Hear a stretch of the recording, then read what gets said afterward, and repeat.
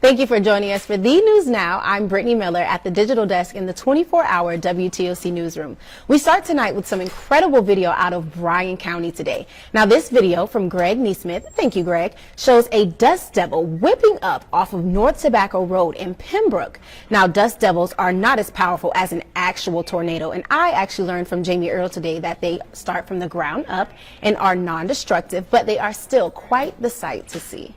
Back here in Chatham County, the Department of Public Health is now accepting applications for anyone who has any functional or medical needs and would not be able to leave if we ever have a mandatory evacuation. The Department of Public Health, hospitals, and emergency officials say they've learned a lot in the last 2 years from Hurricane Irma and Hurricane Matthew about how to evacuate those with special needs. They say the two biggest lessons that they've learned are encouraging people to register early and better patient placement and tracking. Amanda LeBron spoke with the department today, and she is going to explain what's changed and what you can do to start preparing right now.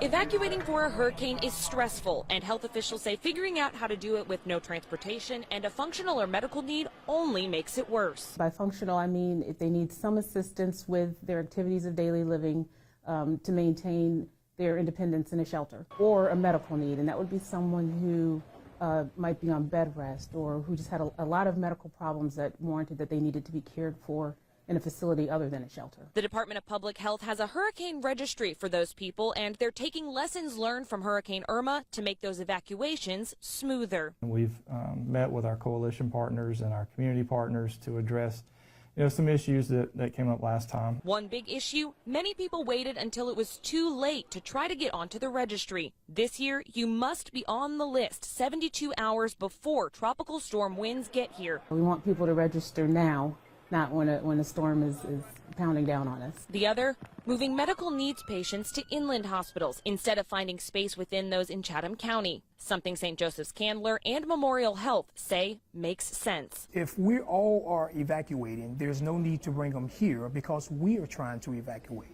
At least by them moving them inland, they only have to move one time. Now, district and state health officials will work out that medical placement while the local office handles the kind of transportation that patient needs. Another thing to remember, this registry is a last resort for those without family, friends, or neighbors to help them. Those in nursing homes, assisted living, or personal care facilities are not eligible and must follow their center's policy. If you have any questions about your eligibility or how to fill out an application, you can log on to our website, WTOC.com, and you'll find all that information attached to this web story. Well, one lesson that we've all taken from hurricane preparation is filling up your gas tank. And if you filled up your gas tank today, your wallet probably took a hit. That's because today's national gas price average reached its highest price per gallon since November. Danielle Lewan checked in with drivers who admitted that they've been a little spoiled by the low prices recently.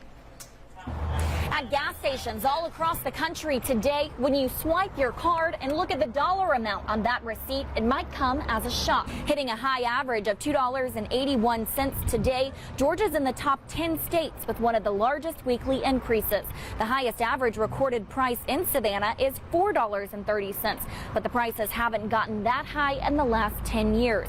AAA says this spike is due to a higher demand and a rise in crude oil prices. Customers say, brace yourselves. Everybody tries to get down to that last cent, and when you get to that point, you realize, wow, gas is too high now. It really hurts. It really hurts. Brace yourselves. That's the best I can tell everybody else has to fill up their car. Brace yourselves. But it doesn't feel very good? Oh no, I could be doing something else. AAA says these gas prices will probably rise at least another 10 cents over the Memorial Day holiday and then stabilize over the summer. For more tips on how you can save filling up your gas tank, just head to our website, WTOC.com. I'm Danielle Lewan, WTOC News. Thank you for watching this 10 o'clock update of The News Now. But before you go, there are multiple ways that you can keep up with these digital newscasts like Facebook, Amazon Fire TV, Roku, or downloading the WTOC News app or logging on to WTOC.com. Don't go too far. We'll see you at The News at 11.